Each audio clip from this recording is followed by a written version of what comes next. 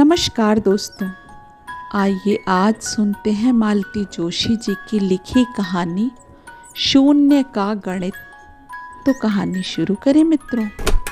तुम चित्रा हो ना? चूड़ियों की दुकान पर पैसे चुकाती उस महिला से मैंने पूछा। क्षण भर तो वह विस्मय से मुझे घूरती रह गई। दूसरे क्षण उसकी आंखों में परिचय का भाव उभरा। आप अदिति दीदी हैं ना? उसने किलक कर कहा और मुझसे लिपट गई। पर क्षणांश ही में जैसे उसे एहसास हो गया कि वह बीच बाजार में खड़ी है, उसने अपने को धीरे से अलग कर लिया और तब मैंने उसे गौर से देखा। अब मुझे खुद पर आश्चर्य हो रहा था कि इस भरी पूरी महिला में मैंने नन्ही चित्रा को कैसे ढूंढ लिया। दीदी, आप तो कहीं बाहर थी ना? उसने पूछा। हाँ, जर्मनी में हूँ, भतीजी की शादी में आई हूँ। मैं भी आजकल दुबई में हूँ, दीदी की शादी के लिए आई हूँ। दीदी मतलब रिचा ना? मैंने असमंजस में पूछा और फिर तुरंत ही अपने को संभाल लिया। भाई रिचा को मेरी मुबारकबाद दे देना। मैं क्यों दूंगी, आप खुद आकर देना। It will be a pleasant surprise for her. चलिए ना, कहीं चलकर बैठते हैं, वहीं मैं आपको कार्ड भी दूंगी। 4-5 कार्ड मैं साथ लेकर ही चलती हूँ। तुम्हारी शॉपिंग हो गई? वह तो यूं ही विंडो शॉपिंग कर रही थी। क्षिप्रा दीदी को लेकर पार्लर गई हैं। मैंने कहा तुम अपना भी मेक ओवर करवा लेना, तब तक मैं बाज़ार का चक्कर लगाती हूँ। बाहर से आओ तो अपने शहर का हाट बाज़ार घूमना अच्छा लगता है। मैं ठीक कह रही हूँ ना? बिल्कुल 16 आने ठीक कह रही हो। तभी तो मैं भी यहाँ धूल फाँकने चली आई हूँ। हम लोग एक छोटे से रेस्तरां में आकर बैठ गए। एहसास या मुस्कान, ऐसा ही कुछ नाम था। आजकल यहाँ कितने ईटिंग जॉइंट खुल गए हैं ना? नहीं तो पहले क्वालिटी और इंडियन कॉफ़ी हाउस के अलावा तीसरा नाम ही नहीं था। बैरा जब कॉफ़ी और कटलेट का आर्डर लेकर चला गया तो उसने बैग से 2 कार्ड निकाले। दीदी, भैया भाभी के नाम का अलग से दे रही हूँ, उन्हें भी ज़रूर लाइएगा। एक कार्ड हाथ में लेकर मैं उलट पलट कर देख रही थी कि उसने अचानक कहा, आप सोच रही होंगी कि रिचा दीदी की शादी इतनी लेट क्यों हो रही है। तो बात यह है दीदी कि उन पर हम सबकी जिम्मेदारी जो थी, हम दोनों और माँ बापूजी, हम दोनों बहनों की शादी हो गई। 3 साल पहले माँ चल बसी, पिछले साल बाबूजी नहीं रहे। अब जाकर दीदी को अपने बारे में सोचने की फुर्सत मिली है। मैं उस बारे में नहीं सोच रही थी चित्रा। यह तो मैंने अंदाज़ा लगा लिया था कि कुछ न कुछ परेशानी तो रही ही होगी, नहीं तो शादी इतनी देर से क्यों होती।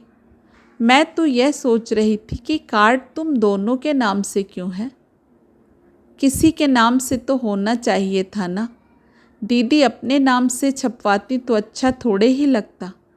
अब सारी दौड़ धूप हम लोग कर रहे हैं तो हमारा नाम डाल दिया। तुम्हारे एक बड़े भाई हुआ करते थे ना, वे क्या हुए? यह पूछते हुए मेरा स्वर अकारण ही काँप गया। बड़े भैया को आप जानती नहीं हैं क्या? यथा नाम तथा गुण है, पूरे गौतम बुद्ध हैं, एकदम निर्विकार अनासक्त। और भाभी रानी हैं एकदम मंथरा का अवतार। ऐसी ईर्ष्यालु, झगड़ालू और कर्कशा औरत दुनिया में दूसरी नहीं होगी। ईश्वर भी कैसी कैसी जोड़ियाँ बनाता है। जोड़ी कैसी भी बनती चित्रा, उसका हश्र यही होना था। तुम्हारे भैया ठहरे पढ़ने लिखने वाले आदमी, घर गृहस्थी उनके वश की नहीं थी। यह पढ़ना लिखना भी अब कहाँ रहा दीदी? ऐसे वातावरण में कोई लिख सकता है भला? कहाँ तो हम सोचते थे कि अपने घर में दूसरा प्रेमचंद पैदा हुआ है। इस औरत ने सब मिट्टी कर दिया।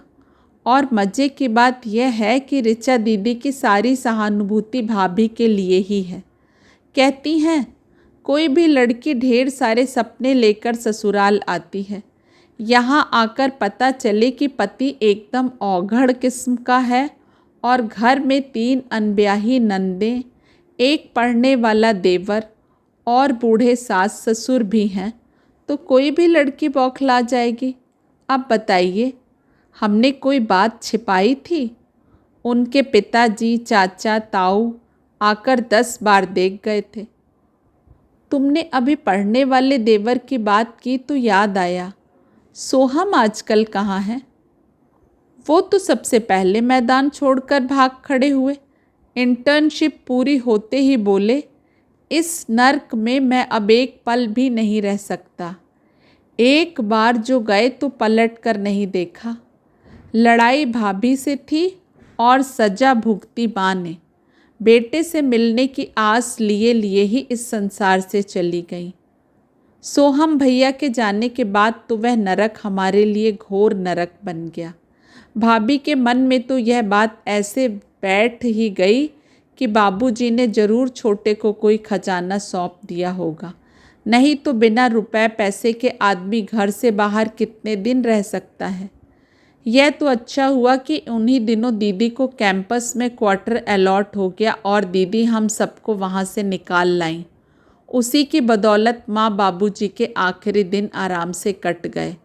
हम लोग भी ढंग से पढ़ लिख गई, नहीं तो क्या पता हम भी घर से भाग जाती। वह कुछ और कहने जा रही थी कि उसका मोबाइल बज उठा। हाँ, आ रही हूँ, उसने कहा और मोबाइल बैग में रखते हुए बोली, वे लोग फ्री हो गई हैं शायद, मैं चलती हूँ। पर दीदी, आपको शादी में ज़रूर आना है। मैं तो अभी आपको मिलाने ले चलती, पर दीदी बेवजह कॉन्शियस हो जाएंगी। बड़ी मुश्किल से उन्हें पार्लर आने के लिए राज़ी किया है, तो आइएगा ज़रूर। उसने फिर एक बार अपना आग्रह दोहराया। चित्रा के चले जाने के बाद भी उसकी बातें देर तक मेरे कानों में गूंजती रहीं। एक हंसता खेलता परिवार कैसे बिखर गया था।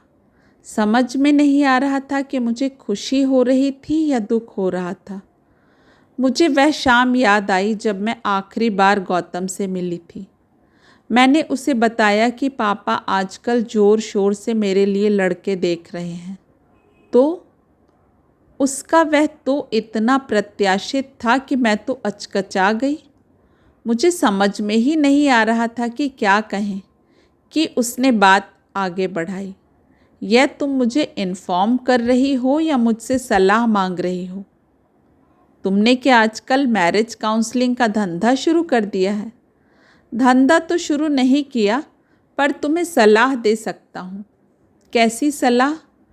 यही कि शादी ज़िंदगी का एक अहम मसला है।